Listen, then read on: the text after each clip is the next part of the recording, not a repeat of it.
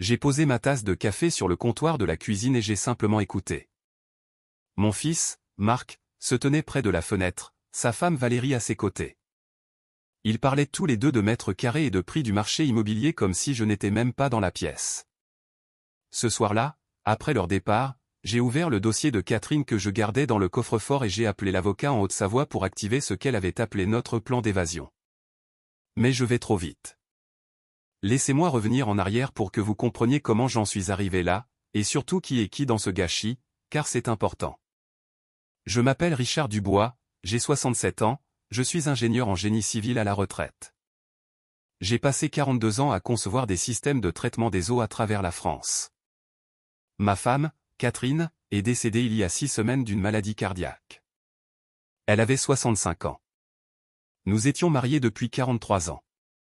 Nous avons 2 enfants, Marc, 41 ans, qui travaille comme banquier d'affaires à la Défense et est marié à Valérie, et Diane, 38 ans, directrice marketing, mariée à un type nommé Bruno, agent immobilier dans le tertiaire. Et puis il y a mon neveu, Thomas. Il a 26 ans et est photographe animalier. Sa mère était ma sœur cadette, Laure, décédée dans un accident de voiture quand Thomas avait 7 ans. Catherine et moi l'avons élevé avec nos propres enfants. Pour moi, il est tout autant mon fils que Marc. Voilà pour l'arbre généalogique. Gardez-le en tête, car ça va se compliquer. Le jour des funérailles de Catherine, il faisait froid. Un mois de février parisien, ce genre de froid humide qui vous pénètre jusqu'aux os. L'église Saint-Sulpice était pleine. Catherine avait été infirmière pendant 38 ans avant de prendre sa retraite, et tout le quartier l'adorait. J'étais assis au premier rang entre Marc et Diane. Thomas était assis de l'autre côté, sa main posée sur mon épaule pendant l'éloge funèbre. Ce dont je me souviens le plus de ce jour-là, ce n'est pas la cérémonie. C'était après, à la maison, pendant la réception. J'étais dans la cuisine en train de préparer du café pour les invités quand j'ai entendu Marc et Valérie parler dans le couloir. Ils ne savaient pas que j'étais là. La maison doit valoir au moins 1,2 million, peut-être 1,3, disait Valérie. Et tu as dit qu'il y avait les comptes épargne, l'assurance vie, la retraite de maman, répondit Marc. Ça s'arrête maintenant qu'elle est partie, mais celle de papa est solide, plus l'assurance décès. Je suis resté là, la cafetière à la main, pétrifié. Il faut qu'on lui parle de réduire la voilure, a continué Valérie. Cet endroit est bien trop grand pour lui tout seul. Il devrait vendre, prendre un appartement. Le marché est bouillant en ce moment. Donne-lui une semaine, a dit Marc. Ensuite, on abordera le sujet. Ils ne m'ont pas donné une semaine. 3 jours plus tard, Marc a débarqué à la maison, notre grande bâtisse dans les Yvelines, avec un dossier rempli d'annonces immobilières. Papa, il faut qu'on parle de ta situation de logement, a-t-il dit en étalant des brochures sur la table de la salle à manger, résidence senior, EHPAD de luxe, appartement neuf et résidence service. J'ai 67 ans, pas 90, lui ai-je dit. Et je ne vais nulle part. Sois réaliste, intervint Valérie. Elle était venue avec lui. Apparemment, cette maison a 4 chambres, 3 salles de bain. Rien que le jardin fait 2000 mètres carrés. L'entretien, la taxe foncière, c'est trop pour une seule personne. J'entretiens cette maison depuis 40 ans, ai-je répondu. Je pense pouvoir me débrouiller. Il ne s'agit pas seulement de se débrouiller, dit Marc en utilisant sa voix de banquier, celle qu'il utilisait probablement avec ses clients difficiles. Il s'agit d'être intelligent avec tes actifs. Si tu vends maintenant, tu pourrais récupérer 1 million net après impôt. Place ça correctement. Combiné à ta retraite et à la sécu, tu serais très à l'aise dans un bel appartement T3 à Saint-Germain-en-Laye. Et qu'arrive-t-il au capital que j'abandonnerais? Ai-je demandé. Marc et Valérie échangèrent un regard. Eh bien, à terme, cela ferait partie de la succession, dit Marc prudemment. Que Diane et moi hériterions. Donc vraiment, on ne parle que de timing. C'était dit. La maison n'était pas trop grande pour moi. Il voulait la liquider maintenant pour mettre la main sur l'argent plus tôt. Je ne vends pas, ai-je dit. Diane est arrivée le lendemain avec Bruno. Même conversation, approche différente. Papa, on s'inquiète juste pour toi, dit Diane en utilisant la voix qu'elle prenait pour ses présentations marketing. Tu as vécu un traumatisme. Tu ne penses pas clairement. Cette maison a tant de souvenirs de maman. Ne serait-il pas plus facile de prendre un nouveau départ ailleurs? Chaque souvenir de votre mère dans cette maison m'est précieux, ai-je dit. Pourquoi voudrais-je quitter ça? Parce que s'accrocher au passé n'est pas sain, dit Bruno. Il avait cette habitude de se pencher en arrière sur sa chaise, les mains derrière la tête, comme s'il était chez lui. Mon thérapeute dit qu'après une perte, les gens doivent faire de grands changements pour faire leur deuil correctement. Ton thérapeute, répétai-je. Un professionnel certifié, dit Bruno. Il prend 300 € de l'heure, donc tu sais qu'il est bon. Au cours des 2 semaines suivantes, ça a empiré.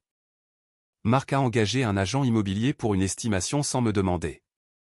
Le type s'est présenté à ma porte avec une tablette, disant que Marc l'avait envoyé pour évaluer la propriété. Je l'ai renvoyé.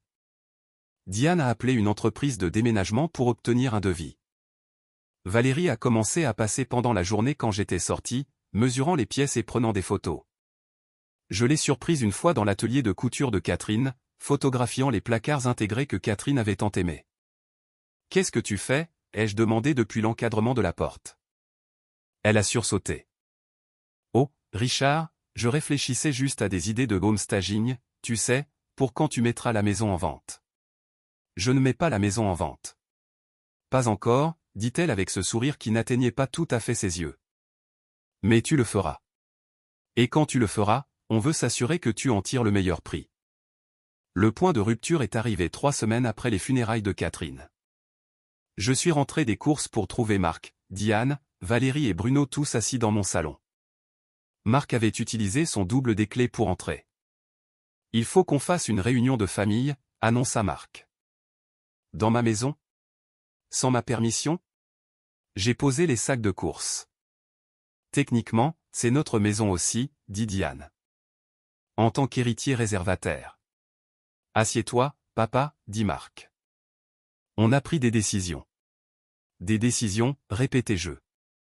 Valérie sortit un dossier. Propre et organisé. Nous avons consulté un notaire spécialisé. Compte tenu de ton âge et du décès récent de maman, il est logique de commencer la transmission du patrimoine maintenant. Pour optimiser les droits de succession. Éviter les frais inutiles. C'est très standard. Nous t'avons trouvé un magnifique appartement à Versailles, ajouta Diane rapidement. 2 chambres, tout de plein pied. Il y a un concierge, une navette pour le marché. Nous avons programmé la mise en vente pour le mois prochain, dit Marc. Le 1er avril, le marché de printemps est le meilleur moment pour vendre. On passe par une collègue de Valérie, meilleure vendeuse du secteur. Elle estime qu'on aura des offres sous 2 semaines. Je les ai regardées. Mes enfants, mon gendre et ma belle-fille, assis dans la maison que leur mère et moi avions construite ensemble, se la partageant comme si j'étais déjà mort. Sortez, ai-je dit doucement.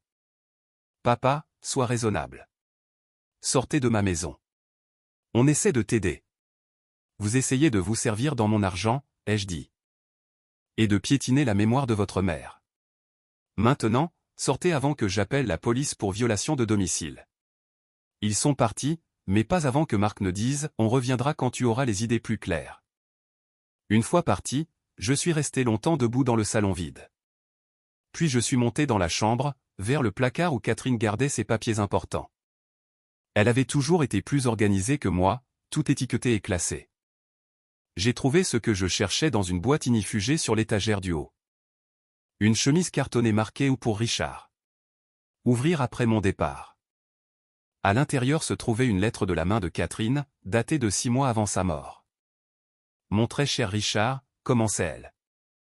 Si tu lis ceci, je suis parti. Et j'imagine que nos enfants tournent autour de toi comme des vautours. Je suis désolé de ne pas être là pour voir la tête qu'ils feront quand tu leur diras enfin la vérité. Voici ce que tu dois savoir. J'ai lu la lettre 3 fois. Puis j'ai lu les documents qu'elle avait inclus.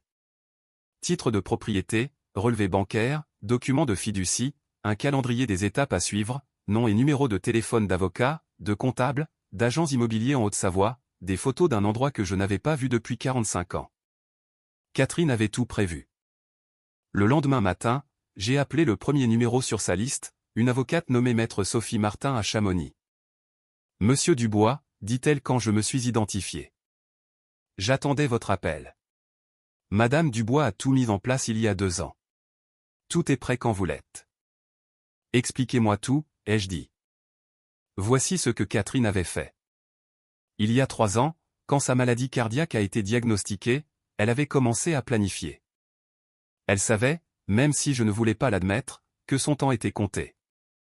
Et elle connaissait nos enfants assez bien pour prédire exactement ce qui se passerait après sa mort.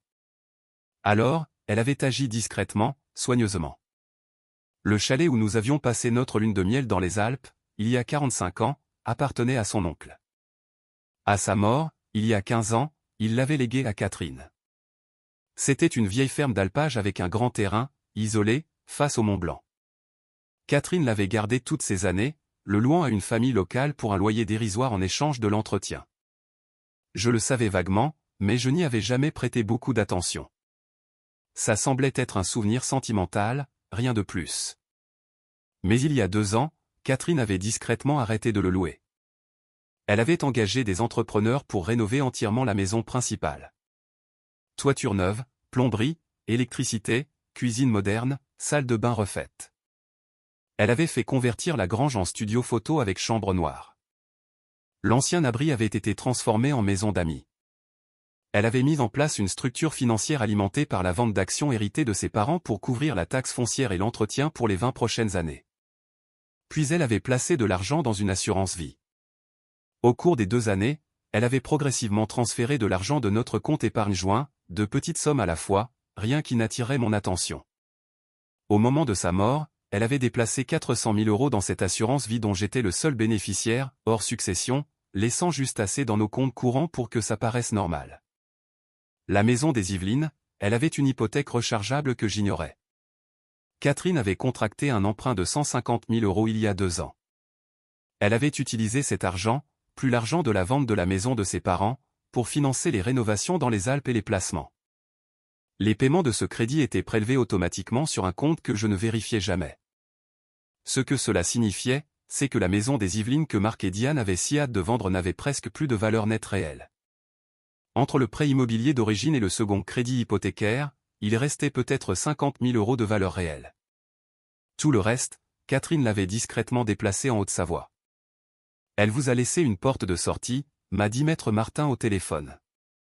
Et elle a laissé des instructions. Vous devez faire une donation de la maison des Yvelines à Marc et Diane immédiatement. Donnez-leur la nue propriété et l'usufruit. Laissez-les la voir. Juste leur donner, ai-je demandé. Avec les hypothèques, toutes les 2. Ils seront responsables de la dette attachée au bien. La lettre de Madame Dubois suggère de leur dire que c'est leur héritage anticipé. Elle pensait qu'ils seraient tellement excités d'avoir la maison qu'ils ne liraient pas les petits caractères avant qu'il ne soit trop tard. Je me suis mis à rire. Je n'ai pas pu m'en empêcher. Catherine, même dans la mort, savait exactement ce qu'elle faisait. Et les comptes retraite, ai-je demandé. Madame Dubois n'y a pas touché, dit l'avocate. Ils sont toujours à votre nom. Elle a suggéré que vous pourriez vouloir nommer votre neveu Thomas comme bénéficiaire principal de votre assurance vie au lieu de Marc et Diane, mais c'est votre choix. Et le chalet dans les Alpes est entièrement payé, rénové, prêt à être habité. Le fonds couvre toutes les charges. Vous pourriez emménager demain si vous vouliez. J'y ai réfléchi exactement 3 secondes. Lancez la procédure, ai-je dit. Les 2 semaines suivantes furent une chorégraphie minutieuse. Je ne pouvais pas laisser Marc et Diane savoir que je préparais quelque chose. Je devais agir comme un veuf éploré qui se rangeait doucement à leur avis. Marc appelait pour prendre des nouvelles tous les quelques jours. Je laissais ma résistance s'effriter petit à petit. Oui, peut-être que la maison était trop grande. Oui, peut-être qu'un changement serait bon. Je l'ai laissé croire qu'il m'avait à l'usure. Pendant ce temps, je faisais mes cartons. Juste l'essentiel au début. Vêtements, objets personnels, les bijoux de Catherine, les albums photos. Thomas m'aidait. C'était le seul à qui j'avais tout dit. Ils font vraiment ça, a-t-il dit quand je lui ai expliqué ce qui se passait. Il était venu sous prétexte de m'aider à vider le garage. Ils le font vraiment, ai-je dit. Et ta tante Catherine savait qu'il le ferait. Je lui ai montré la lettre. Thomas l'a lue, sa mâchoire se serrant à chaque paragraphe. Quand il a fini, il m'a regardé. C'était un génie, dit-il doucement. Elle connaissait notre famille mieux que je ne voulais l'admettre, ai-je dit. Et moi, demanda Thomas. Je suis censé aller dans les Alpes avec toi. Ta tante Catherine a laissé des instructions spécifiques te concernant, ai-je dit. Il y a un studio dans la grange convertie. Elle l'a fait concevoir pour la photographie. Chambre noire, lumière naturelle, tout l'équipement. Elle voulait que tu l'aies. Les yeux de Thomas se sont embués. Elle a fait ça pour moi. Elle t'aimait comme son propre fils. Tu es le seul qui lui rendait visite à l'hôpital chaque jour. Le seul qui appelait juste pour parler. Elle remarquait tout, Thomas. Elle voyait tout. Nous avons emballé soigneusement au cours de la semaine suivante, loué un box de stockage à l'autre bout de la ville et y avons progressivement déplacé les choses. La porcelaine de Catherine, les meubles qui avaient appartenu à mes parents, les livres, les œuvres d'art, tout ce qui avait une valeur sentimentale. Nous avons laissé les gros trucs, les choses évidentes, tout ce que Marc et Diane s'attendraient à trouver là. On a failli se faire prendre un mardi.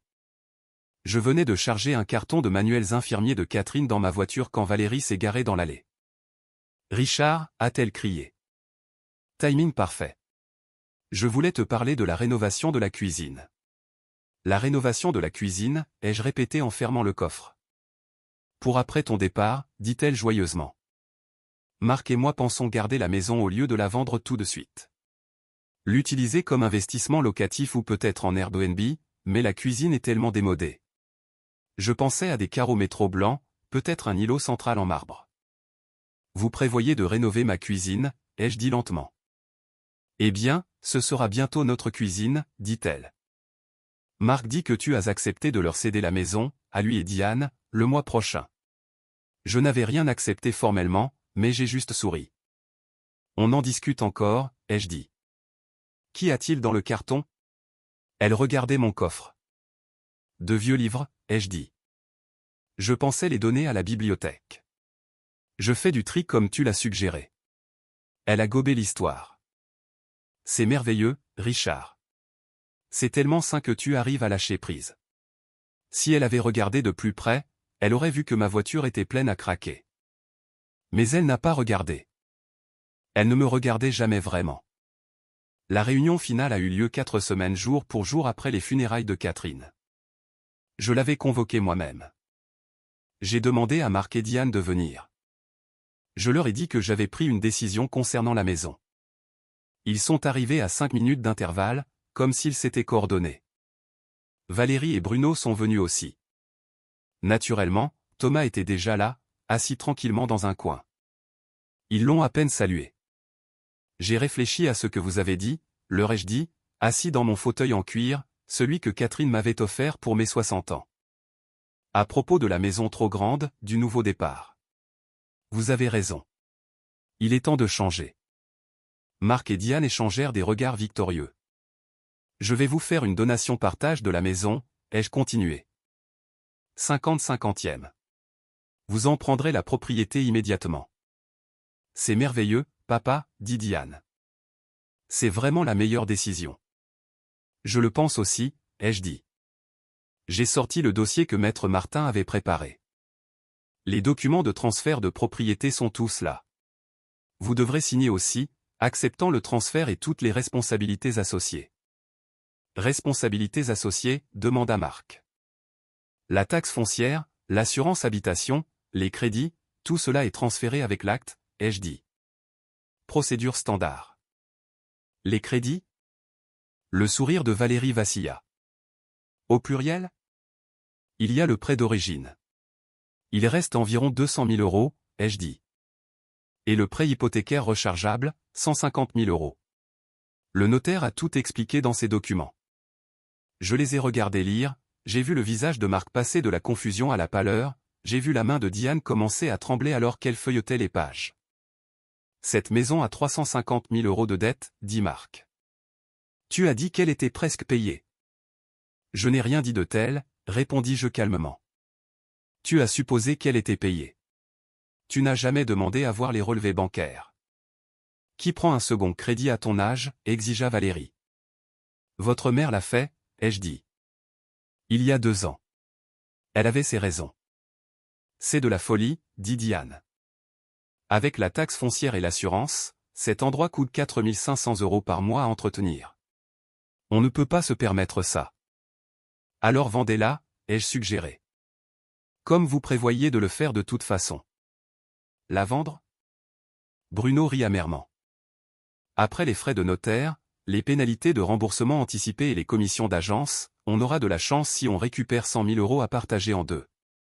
C'est 50 000 chacun pour une maison dont tu nous disais qu'elle valait plus d'1 million. Fluctuation du marché, ai-je dit en haussant les épaules. Il y a autre chose là-dessous, dit Marc, son instinct de banquier se réveillant enfin. Où est le reste de l'argent? Les économies de maman, les comptes retraite, l'assurance vie? L'assurance décès était une police de 50 000 € qui a à peine couvert les funérailles, ai-je dit. Les comptes retraite sont à moi, à mon nom seul. Ils le resteront. Et les économies de maman, insista Diane.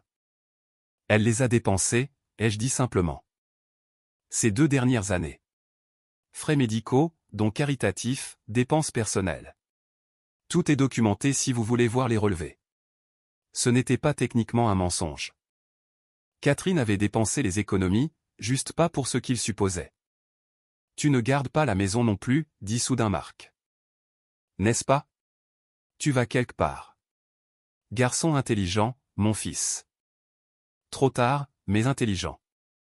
Je prends ma retraite définitive, ai-je dit. Je quitte la région parisienne. J'ai déjà clôturé les comptes à la BNP, tout transféré dans une banque en région. Je déménage la semaine prochaine. Où ça? Demanda Diane. Pourquoi partir? Votre mère et moi y avons passé notre lune de miel, ai-je dit. Ça semblait être l'endroit idéal pour un nouveau départ. Donc, tu nous laisses juste avec une maison criblée de dettes et tu disparais? La voix de Valérie était perçante maintenant. Je vous donne exactement ce que vous avez demandé, ai-je dit. La maison, un héritage anticipé, tout comme vous le vouliez. Le fait qu'elle ne vaille pas ce que vous espériez n'est pas mon problème. C'est de la fraude, dit Marc. On va te faire un procès. Maman n'a pas pu cacher 300 000 € sans que je le sache. Elle pouvait et elle l'a fait, conclus-je. Son argent, ses décisions, tout est légal, tout est documenté. Maître Martin à Chamonix peut vous envoyer des copies de tout si vous le souhaitez. Elle est très méticuleuse. Je me suis levé. Maintenant, si vous voulez bien m'excuser, j'ai des cartons à finir. Les déménageurs viennent lundi. Vous pourrez récupérer les clés à l'office notarial. Maître Martin gère le transfert de propriété à distance. Tu ne peux pas faire ça, dit Diane. Et il y avait de vraies larmes dans ses yeux maintenant, mais je soupçonnais que c'était des larmes de rage, pas de chagrin. Je l'ai déjà fait, ai-je dit. Thomas, tu es prêt? Thomas se leva. Il avait été silencieux tout le temps, observant juste. Maintenant, il ramassait 2 sacs de voyage que j'avais préparés près de la porte. Tu l'emmènes, dit Marc. Bien sûr que oui. Ton petit cas social. Thomas est plus ma famille que vous ne l'avez été depuis des années, ai-je dit. Il vient avec moi. Le chalet a beaucoup d'espace. Chalet, dit Diane. Quel chalet? Mais j'avais fini d'expliquer. Thomas et moi sommes sortis par la porte d'entrée de cette maison pour la dernière fois. J'ai entendu des cris derrière nous. Valérie et Bruno hurlant sur Marc et Diane. Tout le monde hurlant sur tout le monde, mais cela s'est estompé alors que nous montions dans ma voiture. Comment tu te sens? Demanda Thomas alors que nous nous éloignions. Libre, ai-je répondu.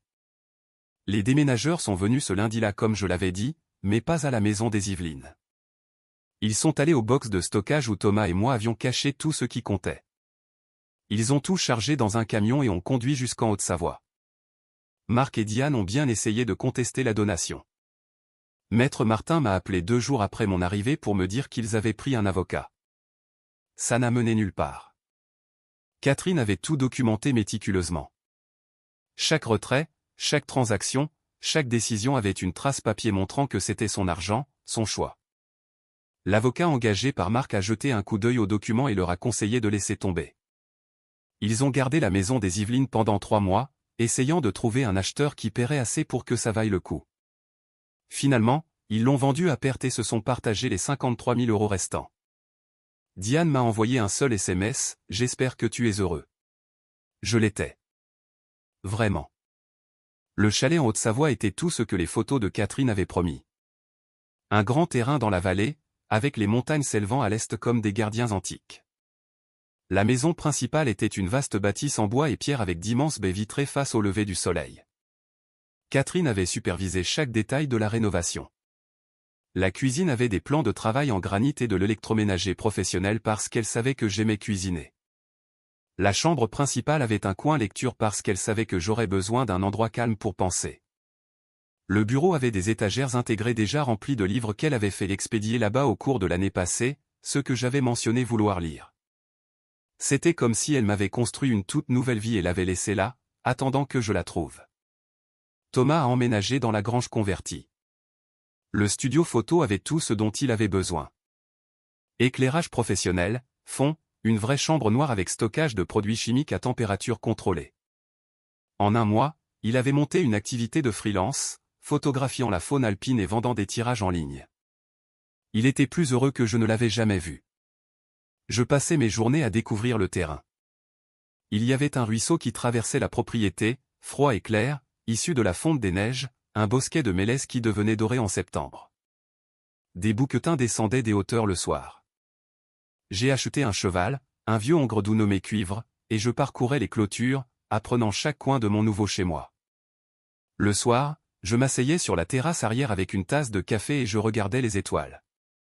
On pouvait voir tellement d'étoiles ici, loin des lumières de la ville. Catherine et moi nous étions assis sous ces mêmes étoiles il y a 45 ans, jeunes et fraîchement mariés, parlant de la vie que nous bâtirions ensemble. J'ai trouvé sa dernière lettre 3 mois après avoir emménagé. Elle était glissée dans un exemplaire de son livre préféré, La promesse de l'aube, sur l'étagère du bureau. Richard, disait-elle, si tu lis ceci, c'est que tu as réussi. Tu es libre. Je suis si fier de toi. Je sais que tu te sens probablement coupable, comme si tu avais abandonné nos enfants. Ne le sois pas. Ils nous ont abandonnés les premiers, il y a des années. À quand remonte la dernière fois que Marc a appelé juste pour parler? Quand Diane est-elle venue sans vouloir quelque chose? Thomas est ton fils maintenant, celui qui a choisi de rester quand tous les autres sont partis. Aime-le comme il le mérite. Vis la vie dont nous avons toujours rêvé. Regarde le lever du soleil depuis cette terrasse. Promène-toi sous les mélèzes en septembre. Et sache que chaque choix que j'ai fait était pour que tu puisses avoir ceci. Je t'aime. Je t'aimerai toujours. Ne t'avise pas de gâcher ce cadeau en étant triste, Catherine. Je l'ai lu assis dans le fauteuil en cuir qu'elle avait fait expédier ici, le même que celui de notre salon parisien, et j'ai pleuré, pas de tristesse, mais de gratitude. Pour 43 ans avec une femme qui me connaissait mieux que je ne me connaissais moi-même, qui a planifié mon avenir même quand elle savait qu'elle ne serait pas là pour le partager. Thomas m'a trouvé là 1 heure plus tard. Ça va, a-t-il demandé. Je lui ai montré la lettre. Il l'a lue, essuyant ses propres yeux à la fin. Elle t'aimait vraiment, a-t-il dit. Elle nous aimait tous les deux, ai-je dit. 1 an plus tard, Marc a appelé. À l'improviste, un mardi matin, alors que je réparais des poteaux de clôture dans le pâturage sud. Papa, dit-il. Sa voix était différente. Plus petite. Comment vas-tu? Je vais bien, ai-je dit. Et toi? Ça va. Bien. Occupé avec le travail. Une pause. Valérie et moi, on divorce. Je suis désolé d'entendre ça, ai-je dit, et je le pensais. Quoi qu'il en soit, je ne souhaitais le malheur de personne. Elle n'était avec moi que pour l'argent, dit Marc amèrement. Après que l'histoire de la maison est tombée à l'eau, après qu'il est devenu clair que je n'aurais pas de gros héritage, elle a changé. Elle a commencé des disputes pour tout. Finalement, elle est juste partie. Je n'ai pas dit ce que je pensais. Que Catherine avait probablement su cela aussi. Diane et Bruno ont des problèmes aussi, continua Marc.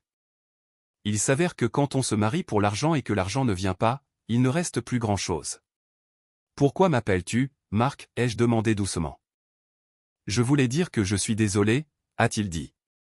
Pour la façon dont on t'a traité. La façon dont on a traité la mémoire de maman. Tu avais raison. On a été des vautours. Je me suis assis sur une barrière en regardant les montagnes. J'apprécie tes mots, ai-je dit. Est-ce qu'il y a une chance? Il a commencé, puis s'est arrêté. Est-ce que je pourrais venir te voir, voir où tu vis? J'aimerais parler. Vraiment parler. Pas d'argent ou d'héritage. Juste parler. J'y ai réfléchi.